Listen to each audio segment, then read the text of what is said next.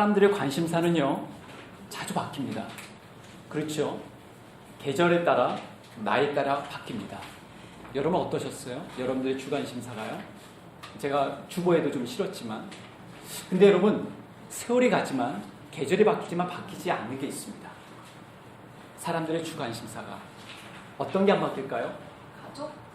예, 삶의 질, 삶의 수준, 또 삶의 미래에 대한 관심사는 안 바뀝니다.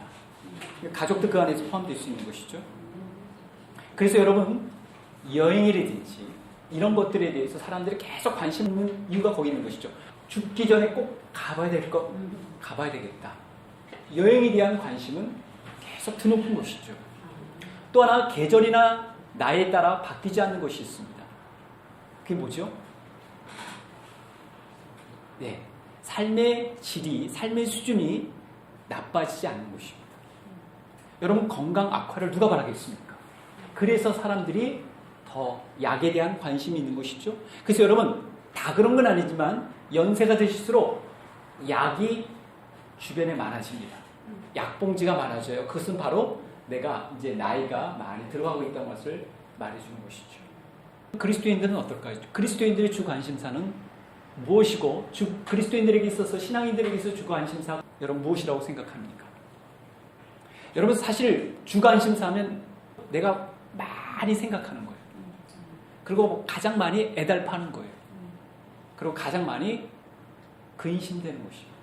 이런 것들을 보면 내가 주관심사가 뭔지를 알 수가 있어요. 여러분, 일주일 동안 여러분 가장 많이 그것에 대해서 생각하고 그것 때문에 속썩이고 그것 때문에 마음이 휘젓게 되는 것, 그러면 우리들의 주관심사가 분명해지는 것이라고 알 수 있겠죠. 여러분의 주관심사는 무엇입니까? 혹은 또 여러분이 저한테 목사님의 주관심사는 뭡니까? 라고 질문을 던지신다면 저는 뭐라고 대답할까요? 사명. 네. 좀 더 근사한 것으로 이사하는 것? 이번 수련회 꽉 차서 가는 것? 뭐 땡입니다. 땡. 제 관심사는 우리가 이 시기를 어떻게 잘 맞이하고 잘 대처하고 하나님 바라시는 대로 문제를 풀어가는가, 거기에 제 관심사가 있다겠습니다. 지금의 제 주 관심사는 그렇습니다. 근데 우리가 이제 주 관심사를 다룰 때 오해하지 말아야 될 것이 있어요. 그게 뭐냐면, 우리가 이 세상의 것들에 대해서는 전혀 신앙인들은 관심을 쏟지 않아야 된다고 생각하는 경향이 있는 것이죠. 근데 사실은요, 그것은 우리의 실제 생활과 좀 달라요. 여러분, 실생활에 관심을 두지 않을 수 있나요? 관심을 둔단 말이죠. 먹을 거, 입는 거, 누울 거, 또 다니고, 일하고, 관계를 맺고, 이 모든 것들 다 신경 쓰인단 말이죠. 오죽했으면 주님께서 의식주에 대해서도 주께서 거론하시면서 너희가 이것 때문에 너무 몰두하지 말아라.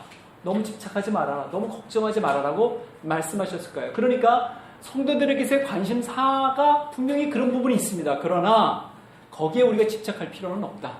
거기에만 모든 것들이 주 관심사가 될 필요는 없다고 주께서 말씀하신 것이죠. 그렇다고 해서 신자들이, 우리에게 있는 이 문제들은요, 불신자들과 별반 차이가 날 거라고 생각할 수 있을지 몰라요. 그렇지만 그렇지 않습니다. 우리가 똑같은 공기를 마시고 똑같은 비슷한 곳에서 살고 또 비슷한 환경에서 우리가 먹고 지내는 것처럼 신자들도 비슷한 어려움들이 직면하는 것이죠. 비슷한 문제들과 씨름합니다. 다만 그 문제를 어떻게 씨름하고 어떤 식으로 대처하고 어떤 식으로 풀어가는 것은 다른 것이죠. 그것이 바로 신자들이 갖는 주 관심사. 또 일반 사람들이, 교회 밖의 사람들 혹은 우리가 얘기하는 불신자들이 갖는 관심사의 차이라면 차이라고 아닐까 싶습니다. 그래서일까요? 성경은요, 신자들이 갖는 주 관심사는 이뤄야 된다는 걸 이렇게 말해줍니다. 말하자면 하나님의 선하시 기뻐하시고 온전하신 뜻이 무엇인지 분별하도록 하라. 주의 일을 염려해 어찌하여 주를 기쁘시게 할까 하되 라고 되어 있습니다. 그러니까 주님을 기쁘시게 하는 것이 너희들의 주 관심사가 되어야 된다는 말은 아니겠습니까? 너희 몸을 하나님께 영광을 돌리라. 이게 우리가 로마서 고린도전서에 확인할 수 있는 부분이에요. 여러분 너무 놀랍습니까? 아니면 알고 있는 내용인데 이분과 연결시키니까 약간 당혹스러우신가요? 여러분 그렇게 우리에게 부담과 압박을 주는 것들, 즉 우리의 주 관심사가 되는 것들에 대해서 어떻게 하면 주님을 기뻐하시게 할까? 주님이 기뻐하시는 결정을 내릴까? 선택을 할까? 그 부분이 우리의 주 관심사가 된다는 것이죠. 그래서 우리가 소위 이렇게 묻잖아요. 소위 우리가 인사할 때 요즘 뭐하고 지내? 뭐 때문에 어떤 것 때문에 신경 많이 쓰여? 어떤 일에 몰두하고 있니? 라고 하는 것들은 우리의 주 관심사를 서로 확인해 주는 부분이시죠. 여러분에 있어서 주 관심사는 무엇입니까? 대체로 우리가 많은 시간을 보내는 곳, 우리의 많은 에너지와 열정이 쏟아지는 곳이 바로 우리의 주 관심사를 형성하는 것이 아닐까 싶습니다. 근데 여러분, 우리의 주 관심사를 정할 때, 세워나갈 때 우리가 세상 사람들의 지혜로운 방식을 좀 카피해 볼 필요가 있어요. 카피한다는 것보다도 아하, 그렇구나 하는 것을 우리가 알 수 있는 것이죠. 여러분, 직장인들의 더블 라이프라는 걸 들어보셨어요? 뭐냐면 직장 생활을 합니다. 근데 직장 생활 틈틈이 뭘 하죠? 뭘 공부해요. 시험 준비를 합니다. 뭐 사자가 붙은 것들을 또 준비합니다. 그리고 끝나고 나서 또 뭐 하죠? 학원을 다닙니다. 자기 학습을 또 합니다. 그런 열풍이 부른 적이 있어요. 근데 그게 사실은 문제가 되는 경우도 있었죠. 왜냐하면 자기의 일을 제대로 하지 못한 채 그 일이 우선순위가 뒤죽박죽되는 것이 아닐까 하는 잡음도, 파열음도 생겼어요. 그럼에도 불구하고 투트랙이 불가능하진 않습니다. 자기 하는 일도 하고 또 혹은 또 그것을 동호회, 취미활동으로 하는 경우도 있기 때문에 사람은 얼마든지 주의나 열정이나 에너지는 어느 정도 분산될지 몰라도 시간도 나눠질지 몰라도 두 가지를 투트랙으로 갈 수 있는 힘이 있다는 것이죠. 왜 제가 이 말씀을 드리냐면 여러분 신자도 우리에 주어진 일이 있습니다. 학생이 있고요. 직장인이 있고요. 주부의 일이 있고요. 또 다른 일이 있습니다. 그렇지만 그 일과 우리가 해야 될 일 또한 주님께서 우리에게 부과하신 일, 우리를 이 땅에 보내셔서 대사로서 활동할 수 있도록 하신 그 일은요. 듀얼 코드로 가야 돼요. 투 트랙으로 가야 되는 것입니다. 이것이 서로 상충되지 않아요. 하나는 중요하고 하나는 안 중요한 게 아니라 이 모두 두 가지 일이 중요한 것입니다. 그래서 일반 사람들이 행하는 이 듀얼 라이프를 통해서 우리를 카피해서 우리 신자들도 얼마든지 어느 장소에든 어느 때든지 간에 이 듀얼 코드로 갈 수 있다는 것을 확인할 필요가 있습니다. 왜냐하면 이유 있는 확인이 있기 때문에 그래요. 여러분, 바울이 어떤 삶을 보냈습니까? 듀얼 코드의 삶을 살았죠. 예수님은 또 어떤 삶을 사셨습니까? 듀얼 코드의 삶을 사셨어요. 만약 이 듀얼 코드의 삶을 살지 않았다면 완전한 사람으로 오셔서 완전하게 수행하기 어려우셨을 거예요. 만약 예수님께서 목수의 삶을 살지 않으시고 아예 어릴 적부터 구세주의 삶을 사셨으면 여러분 갑자기 2살, 3살 입에서 회개하라 외치고요. 그리고 하나님 말씀을 막 하면 사람들이 제대로 받아들였을까요? 받아들이기 어려웠을 거예요. 미쳤다고 했을 것이고 귀신 들렸다고 했을 것입니다. 그러나 주님께서는요. 충분할 만큼 충분한 시기에 걸쳐서 충분하게 목수 활동을 하셨어요. 그래서 목수 아니라고 얘기했던 것이 그것입니다. 그러면 주님의 입장에서 목수 활동을 주님께서 거부하셨거나 아니면 나쁘게 보셨나요? 그렇지가 않죠. 만약 주님께서 내 구세주 활동하기도 너무 벅차고 바쁜데 왜 목수 활동까지 하라고 그렇게 주님께서는 거절하지 않으셨어요. 그 일도 의미가 있었기 때문에 목수로서 일을 감당하시고 이제 공생애가 시작될 쯤에 그 일을 접으시고 어떻게 해요? 본격적으로 그 일에 나서셨죠. 바울은 어땠습니까? 바울도 마찬가지였죠. 일정 기간 천막을 만들고 또 천막을 세우고 천막을 트레이드하는 일을 했습니다. 바울도 그 일을 했기 때문에 서로 교제하고 서로 상거래할 수 있는 일을 통해서 사람들을 알게 됐죠. 브리스겔라 아굴라가 대표적인 사람이니까 그리고 바나바와 함께 그 일을 함으로써 안디옥 교회 이후에 이방 선교의 활동에 있어서 매우 중요한 역할을 중요한 기틀을 세우는 일을 하게 된 것이죠. 그러니까 여러분 이 듀얼 코드로 가는 것이 절대로 문제되는 것은 아닙니다. 신앙인이 우리가 살면서 그냥 살면 되지라고 말할 수 없는 이유는 매우 분명합니다. 왜 그렇죠? 에베소 말씀처럼 우리는 그의 만드신 바기 때문에 그냥 살면 되지라는 것은요 우리에게 가장 맞는 대답도 아니고 최적의 해결책도 아닙니다. 우리는 그가 만드신 바라 그리스도 예수 안에서 선한 일을 위하여 지심을 받은 자니 이 일은 하나님이 전에 예비하사 우리로 그 가운데서 행하게 하려 하심이라. 그러니까 우리가 하나님의 자녀가 된 이상, 그리스도 안에 있는 이상 우리가 해야 될 일은 너무나도 분명한 것이죠. 어떻게 해요? 주님이 의도하신 대로의 삶을 사는 것입니다. 그게 맞아요. 그래서 흔히 드는 비유가 무엇입니까? 물고기는 물 안에 있어야, 새는 공중에 있어야 가장 행복하듯이 최적의 조건은 뭐냐? 신자는 신자답게 사는 게, 하나님의 의도하신 대로 사는 삶이 가장 정확하고 최적의 삶을 사는 것입니다. 그렇다면 우리가 어떻게 이 듀얼 코드의 삶을 살 수 있을 것인가? 이런 예를 좀 제가 드리고 싶은데요. 여러분 개를 좋아하십니까? 네. 여러분 개들은요, 사람들에게 사랑과 신뢰를 주고 있죠. 우리는 일하는 개, 특별한 지옥을 가진 개 8마리를 혹시 알고 계십니까? 여러분 8마리 중에서 제가 몇 개를 소개하고 싶은데요. 한쪽 눈이 없는 개 파커, 시카고 고급 호텔의 도우맨입니다. 파커를 보려고 일부러 이 호텔에 오는 분들도 있어요. 그 정도로 인기 짬이죠. 고객들을 방으로 안내하고 직원회의도 참여하는 등 파커는 항상 최선을 다해 자기 일을 수행합니다. 눈이 없는 파커지만 사람 못지않은 일을 행하는 것이죠. 또 하나, 털복숭이계 블루가 있어요. 이 블루는 인테리어 가게에서 일하죠. 시각장애가 있는 그의 주인이 안내견을 항상 동반하는 이유로 일자리를 찾지 못했지만 다행히 현재 일하고 있는 가게 사장님의 배려로 블루와 함께 직원으로 채용돼서 정식 직원으로서 활약하고 있습니다. 자, 우아한 자태의 골든 리트리버 조조는 치과 조수입니다. 아이들이 치과에 가면 울음부터 터뜨리니까 그 옆에 있어서 어떻게 안정감을 실어주는 것입니다. 즉 그래서 얌전히 치료를 받는데 큰 도움을 주는 그 역할을 해주고 있습니다. 몸이 불편한 노아, 보기만 해도 너무 불쌍하죠? 근데 괴롭힘 방지 선생님이라고 불링 프로텍트 티셔로 지금 활약하고 있어요.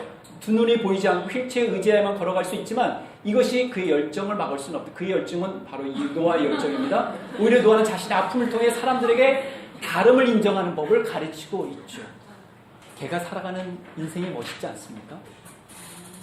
걔도 이 투트랙을 밟고 있어요. 걔가 존재하는 것만으로도 어떻게 해요? 주변에게 밝은 빛을 주지만 그뿐만 아니라 기여하고 있어요. 세상에 기여하고 있어요. 인간 사회에 기여하고 있어요. 걔도 그렇다면 우리 인간은 더 말할 나위가 없는 것이죠. 여러분 물론 이렇게 보람을 가지고 사는 삶이 다 대다수의 삶은 아닙니다. 사실은 우리가 이 땅에 발을 딛고 사는 동안, 특별히 한국 사회에 사는 동안 어렵긴 마찬가지입니다. 얼마나 힘들어요. 지난번에 보니까 우리 바람이가 내가 이러다가 죽는 줄 알겠다고 호텔에서 일하다가, 저는 그것이 무슨 뜻인지 압니다. 얼마나 힘들었으면 이러다가 죽겠을까. 여러분 우리 한 번쯤 그런 거 경험하지 않습니까? 얼마나 힘들면 주부분들도 마찬가지일 거예요. 만약 큰 행사가 닥치면 명절이 되면 내가 이러다가 또 죽겠구나. 또 며칠 동안 또 너무 힘드시고, 또 직장생활을 열심히 하신 분들은 또 그런 경험을 한두 번 가지실 거예요. 그러니까 한국 사회 속에서 살아가는 일은 굉장히 고됩니다. 그래서 일소리만 들어도 치가 떨리는 게 한국 사회 속에 사는 분들이죠. 교회 왔는데 또 일에 대한 대화 언어면 벌써 알러지가 생길 수밖에 없어요. 굉장히 강도가 높죠. 9 to 5가 지켜지지 않죠. 굉장히 어렵단 말이에요. 빡빡한 스케줄 가운데 살아가고 있습니다. 그러니까 사실은 우리는 이 땅에 사는데 불편함을 느낍니다. 부당함을 경험해요. 그래서 신자들은 무엇을 사모하게 되죠? 천국을 사모하게 되는 것입니다. 하나님 나라를 사모하게 돼요. 하나님이 통치하는 곳은 어떤 곳이 있습니까? 불편함이 있나요? 없습니다. 부당함이 있나요? 없죠. 그래서 각 지역에 곳곳에 가정, 일터마다 하나님의 나라가 세워지고 편만이 증거되기를 원하는 이유가 바로 거기에 있습니다. 그래서 하나님 나라를 소망하며 살아가는 신자들은요, 하루를 버티며 살아갈 수 있는 힘을 갖게 되는 것이죠. 근데 여러분, 단지 살아가야만 하기 때문에 사는 것은 아니죠. 내가 존재하는 이유를 발견하기 때문에 그렇습니다. 내가 어떤 방향으로 살아가야 될지를 알기 때문에 신자의 주 관심사가 앞서 말씀대로 일반들의 주 관심사는 다를 수밖에 없는 것이죠. 여러분, 그래서 바울이 돋보이는 이유가 그것입니다. 여러분, 바울은 어땠습니까? 복음을 위해서 마다하지 않았죠. 무엇을 마다하지 않았습니까? 일을 찾고 일을 행하는 것을 마다하지 않았습니다. 천막을 만들고 수선하고 팔면서 그도 힘들지 않았을까요? 힘들었겠죠. 그럼에도 불구하고 어떻게 했습니까? 그 일을 기쁘게 최선을 다해 성실하게 감당을 했습니다. 여러분, 왜 바울은 천막을 치면서도 이 투트랙을 하는 일을 견뎠을까요? 바로 이 천막을 통해서 복음을 증거할 수 있는 길이 열린다는 것을 알았습니다. 또 하나는 뭐죠? 천막을 하면 무엇이 생겨요? 수익이 생기잖아요. 그러니까 주변 성도들에게 피해를 주지 않으려고, 불편함을 주지 않으려고 그 일을 감당했던 것입니다. 바울의 말을 들어볼까요? 내가 아무의 은이나 금이나 의복을 탐하지 아니하였고 너희 아는 바에 이 손으로 나와 내 동행들의 쓰는 것을 당하여 범사에 너에게 모범을 보였노니 곧 이같이 수고하여 약한 사람들을 돕고 또 주 예수의 친히 말씀하신 바 주는 것이 받는 것보다 복이 있다 하심을 기억하여야 할지니라고 말씀하셨죠. 제가 캐나다에 있을 때요, 제가 이제 협동 목사로 있을 때 그 담임 목사님이 캐나다 총회장이었어요. 저는 교회가 규모가 있는데 캠퍼스가 3개가 있는 거예요. 그래서 아니 왜 캠퍼스 이렇게 3개나 했더니 이분이 본 캠퍼스가 있다가 또 다른 캠퍼스를 해. 그래서 코키틀람하고 또 옆도시긴 한데 불과 뭐 차로 한 15분, 20분 내에 한 15분, 20분 내에 거리에 다 있습니다. 3개가. 근데 이분이 저한테 얘기를 해주는 거예요. 내가 어떻게 한 교회가 이제 그분이 개척하시고 나서 한 30여 년 되셨는데 자기가 처음에 한 몇 년 동안은 일을 했대요. 한 5년간은. 왜냐하면 자기가 추억 몰고 그때는 스스로 자기가 자립될 수 있는 교회가 없기 때문에 한 5년 정도는 자기가 추억도 몰고 했다는 거예요. 그러면서 그분은 그걸 굉장히 자부심을 갖고 얘기하더라고요. 그러다가 이제 교회가 안정이 되니까 자기가 이제 그거 일을 포기하고 저버리고 오로지 교회에 집중했다고 얘기합니다. 저는 그걸 처음 들었을 때 약간 낯설었어요. 근데 이해가 됩니다. 여러분, 목회자가 성도들의 현실과 상황을 이해하지 못하면 어떤 일이 생길까요? 당단에서, 목회에서 이해를 못하겠죠. 제가 장모님이 친구분이 다니시는 교회가 강남에 있는 큰 교회입니다. 분당에 있는 큰 교회가 더 정확하겠네요. 근데 전에 들은 얘기가 뭐냐면 외국에서 오신 분이에요. 목사님이 오셨는데 한국 상황을 모르셔가지고 이 남자들이 7시에 교회에서 와가지고 저녁 때 무슨 집회하는 게 쉽지 않거든요. 근데 왜 이렇게 못 모이냐고 그 목사님은 굉장히 힘들어하시는 거예요. 이게 한국교회 성도들하고 이 갭이 생겨가지고 어려움이 생겼다는 얘기를 제가 들었어요. 그러니까 이분이 한국사에 와가지고 직장을 다니시는 분들이 몇 시에 퇴근하고 어떤 일을 하는지를 알았다면 교회에 그렇게 7시에 모여가지고 일주일에 한두 번씩 이렇게 집회하는 것을 아마 절제하셨을지 모르겠다는 생각을 갖게 됩니다. 그래서 제가 예전에 제가 어느 분하고 얘기를 하면서 지금 이제 우리 교회가 이제 부교육자가 오면 저는 이렇게 그분하고 얘기를 하고 싶어요. 다른 거 보는 게 아니라 성도들 가운데, 성도님들 가운데 자영업을 하신 분이 있다면 거기에 일주일 동안만이라도 같이 한번 생활해봐라. 그래서 그분들이 지금 겪고 있는 것이 무엇이고 그분들의 애환이 무엇이고 그분들의 노고가 무엇인지를 알면 좋겠어요.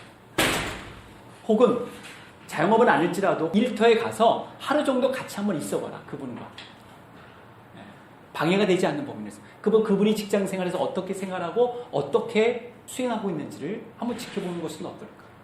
많은 경우요. 저도 부끄러운 과거가 있지만 목회자들이 성도들의 삶을 잘 모르는 것 같습니다. 모르면 어떤 일이 생기죠? 쉽게 판단하기도 하고 쉽게 정죄할 수도 있습니다. 마찬가지로 성도들이요. 거꾸로 성도님들이 교회에 있어서 가장 중차대한 위치에 오르시게 되면 저는 이런 걸 권해드리고 싶어요. 일주일 정도 목회자가 아침부터 저녁 때까지 무슨 일을 하는지 같이 한번 따라다니는 거예요. 그래서 그 고단함과 그 수고도 일정하게 알 필요가 있는 것이죠. 그러니까 서로 이해하는 것이 교회를 풍성하게 하는 게 저는 필요하다는 생각을 가져봤습니다. 우리가 하는 일 모두가 가치가 있는 일이고 또 우리가 하는 일에 있어서 서로에 대한 이해와 서로에 대한 도움이 필요하다는 의도에서 말씀을 드립니다. 여러분 예전에 제가 바스크 하기 전에 우리 권사님도 계시지만 두 분도 계시지만 이 근방에서 전도를 하더라도 이게 쉽지가 않더라고요. 그러니까 교회에서 나왔다면 뭐죠? 사람들이 일단 색안경을 끼고 봅니다. 그러니까 얘기하기가 안 돼요. 이 대화가 실행되기가 어려운 거예요. 근데 여러분 바스크는 좀 다르더라고요.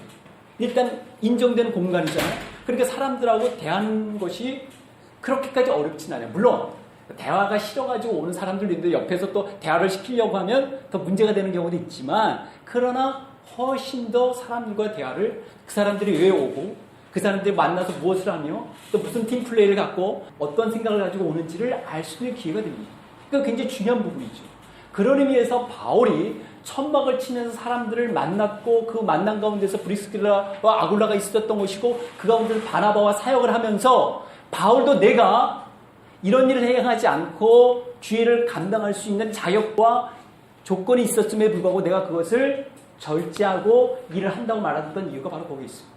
시대는 바뀌었기 때문에 이제는 교회도 그런 부분에 대해서 같이 응할 필요가 있는 것이죠. 바울은 자신이 무슨 일을 하든 간에 그 일에 의미겠다고 보고 제대로 충실히 하면 그것은 주님께 돌려주는 영광이라고 말했습니다. 그래서 24절 오늘 본문에 보시면 교회가 필요한 일이라면 그 일에 앞장서서 자신이 하겠다고 다짐한 것이죠. 나는 이제 너희를 위하여 받는 괴로움을 기뻐하고 그리스도의 남은 고난을 그의 몸된 교회를 위하여 어디요? 내 육체에 채우노라 라고 말했습니다. 그러니까 그리스도의 남은 고난이라고 해서 주님이 대신 죽음이요 부족한 것이 아닙니다. 오히려 실상 예수님의 고난은요, 예수님의 희생은 그 자체로 충분하죠. 근데 그리스도께서 몸소 보이신 고난이 그분의 몸인 교회에 필요하게끔 등장한다는 거예요. 고난은요. 왜 그렇죠? 복음이 증거되고 등장하기 위해서 무엇이 필요하죠? 복음을 나르는 이들이 필요해요. 근데 복음을 나를 때 그냥 달라지지 않습니다.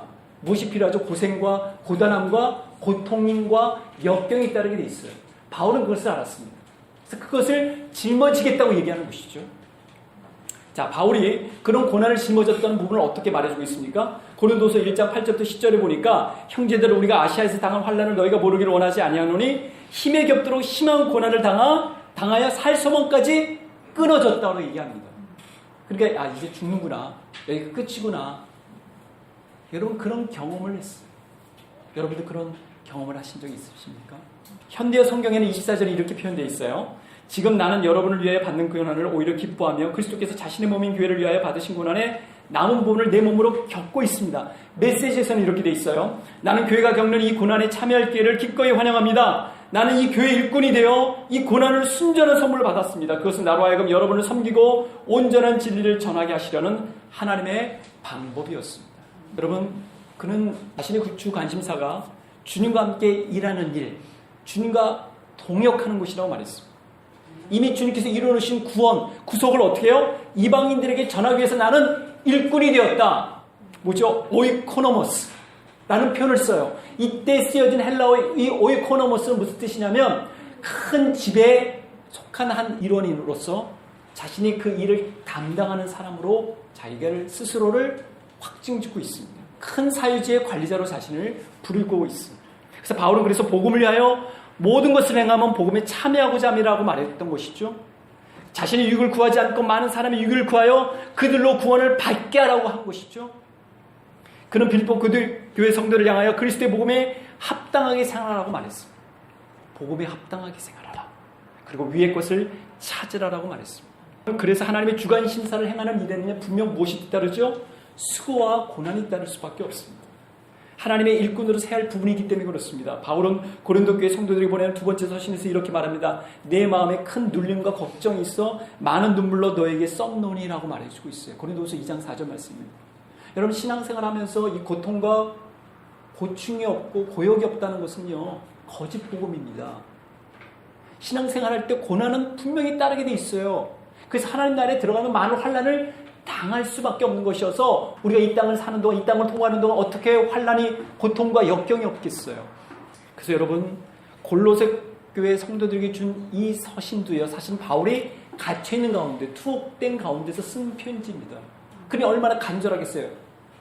얼마나 또 그 부분에 있어서 열망이 크겠습니까.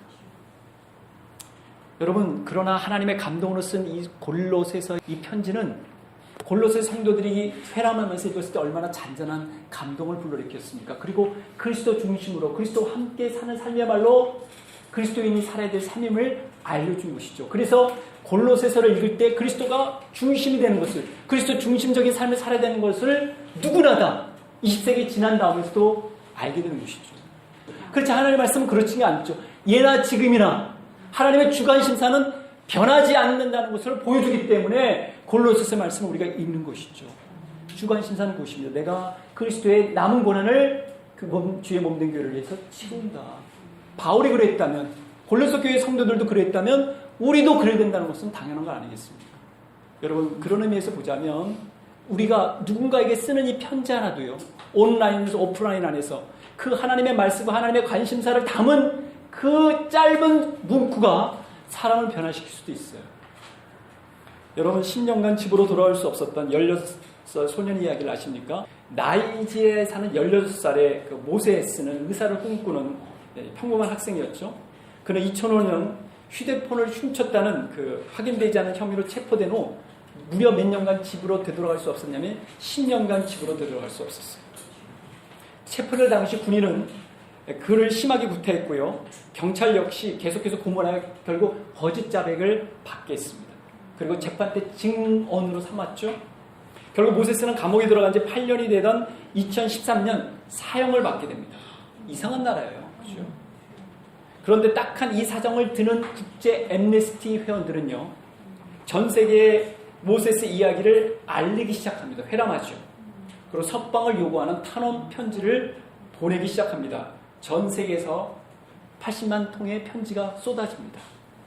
사형 집행을 하루 앞둔 2015년 나이지리아 델타주 주지사는 사면을 결정하기에 이릅니다. 외부의 압력 때문에. 덕분에 모세스는 자신의 삶이 마감되기 하루 전 목숨을 건지게 되죠. 여러분, 자신들 나름대로 생계를 유지하면서도 전 세계에 유린당하는 인권을 위해서 편지를 썼던 그 사람들은 듀얼 코드로 두 툴의 삶을 살았던 것입니다. 여러분, 사람은요, 자신이 관심이 있으면요, 거기에 희생을 아랑곳하지 않습니다. 열정도 쏟습니다. 작년 12월 크리스마스 다음날 26일 뉴질랜드의 헤럴드 매체라는 게 있거든요. 그 매체는 당시 1년 넘게 28개국을 여행하며 어려움에 처한 많은 이들을 도운 이 사람이 게렛이고요. 이 사람이 세티입니다. 이 두 사람이 말씀드린 대로 자기 집과 아파트를 다 팔고 차까지 팔고 이제 5천만 원 정도 되는 여행 경비를 가지고 세계를 향해서 떠나는 것이죠. 28개국을 돌아요. 근데 이 두 사람은 LSD, 지금 말하자면 우리는 몰몬교 성도입니다. 근데 그 부모님이 이미 해외에 가가지고 그런 선교했던 것을 알고 있었고 본인도 그런 영향 가운데 살고 있었습니다. 그래서 이 남자가 원래 우리 모바일 어플리케이션의 그 기획자예요. 그래서 이 앱을요, 여러분 스냅챗이라고 알죠? 스냅챗. 스냅챗에 팝니다. 그래서 불과 얼마를 파냐면 85억, 710만 달러에 팔합니다. 그래서 그 돈을 이제 수익금을 일단 갖고 있었고 그것을 어떻게 해요? 환원하기 시작하는 것이죠. 그래서 자금을 소진할 때까지 여행하기로 한 이 부부가 6개월 정도 됐을 때 어떻게 했냐면 가면서 자신들이 한 일들을 SNS로 올립니다. 그러면서 어떻게 했죠? 유튜브라든가 인스타그램을 통해서 광고주들이 올라오죠. 자신들이 하는 일들에 대해서 동감하고 호응해주는 돈을 모아가지고 또 다른 좋은 일들을 하기 시작하죠. 그래서 크리스마스에는 7명의 사람들에게 무료로 라식 수술을 해줬고요. 그리고 11월에는 한 가족에게 바하마 여행권도 선사했고요. 또 네팔에 머물면서 인신매매 위험에 처한 젊은 여성들을 위해 학교를 세우는 데도 집중하고 있습니다. 가난한 지역에 더 많은 학교가 있어야 된다는 걸 알았기 때문에 그렇죠. 아내는 이렇게 얘기합니다. 두 아이들과 함께 보낼 수 있었던 귀중한 시간을 독특한 순간으로 채울 수 있어 감사합니다. 삶의 축복에 감사함의 일을 표현하는 가장 좋은 방법은 다른 사람의 삶의 은혜와 선행을 베푸는 일입니다. 흥미로운 점은 이 분의 부모님이 바로 그런 활동을 했다는 것이죠. 여러분, 자신이 평소에 하고 싶었던 이 여행과 그리고 섬김과 나눔이 이 투 트랙으로 아름답게 결합된 것이죠. 불가능하지 않습니다. 자신의 주 관심사만 있다면 얼마든지 행할 수 있는 부분이 있어요. 그래서 저는 제가 만약 지금 청년 시절로 되돌아간다면 저는 이런 활동을 한번 하고 싶은 마음이 사실은 있습니다. 글을 쓰면서, 올리면서 말이죠. 네. 여러분 중에 혹시 청년 중에 그런 사람 없습니까? 여러분, 국내 사례를 좀 전해드리고 싶어요. 여러분, 이 손민아 씨 앵커 아시죠? 유명한 앵커였는데 이 화려한 직을요, 포기합니다. 왜 포기했을까요? 아나운서 생활, 유명 앵커 생활했지만 인생의 의미가 무엇일까? 제대로 잘 가고 있는가? 내 주변 사람들에게 나는 어떻게 영향을 끼치는 게 좋을까? 하던 차에 외국에 가서 The School of Life를 접하게 됩니다. 왜 우리나라에는 이런 운생의 훈련 학교가 없을까? 그래서 이 운생의 학교에 자신의 삶을 걸죠. 투자합니다. 시간, 재정, 그러면서 이제 한국 사회에 인생 훈련 학교가 생겨요. 여러분, 신자들은 인생 훈련 학교가 필요할까요? 필요하지 않죠. 이미 우리는 인생 훈련 학교에 들어와 있는 학생입니다. 학교 회장님이 누구십니까? 주님이세요. 주님은 우리에게 무엇을 말씀하고 계시죠? 우리의 주 관심사가 무엇인지를 알려주십니다. 어떻게 해야 우리가 불필요한 주 관심사를 포기하고 저버리고 주님이 원하시는 주 관심사에 우리의 삶을 조율할 것인가, 튠업할 것인지를 알려주십니다. 우리 제대로 배우면요, 인생훈련학교의 멋진, 정말 주님이 원하시는 제자도의 멋진 학교의 학생이 될 수 있습니다. 제대로 수료할 수가 있는 것이죠. 사랑하는 성도 여러분, 투트랙이 불가능하다고요? 그렇지가 않습니다. 우리는 우리에게 주어진 일에 관심사를 가질 수 있습니다. 그렇지만 그 관심사가 정말 주님 원하시는 관심사와 부합되는지에 대해서 점검할 필요가 있는 것이죠. 그리고 우리의 주 관심사가 정말 무엇일까? 바울이 늘 걱정하고, 바울이 늘 염려하고, 바울에게 늘 부담감을 주는 그 관심사일까요? 복음에 맞게, 복음을 위하여, 복음을 향하여 사는 삶인지를 우리가 점검해 볼 필요가 있습니다. 바울은 그래서 이렇게 말하는 것이죠. 고린도후서 13장 5절에 너희는 믿음에 있는가? 너희 자신을 시험하고 너희 자신을 확증하라. 너희는 너에게 정말 믿음이 있는가? 주 관심사가 있는지를 너희가 한번 테스트해 보라고 말이죠. 기도하겠습니다.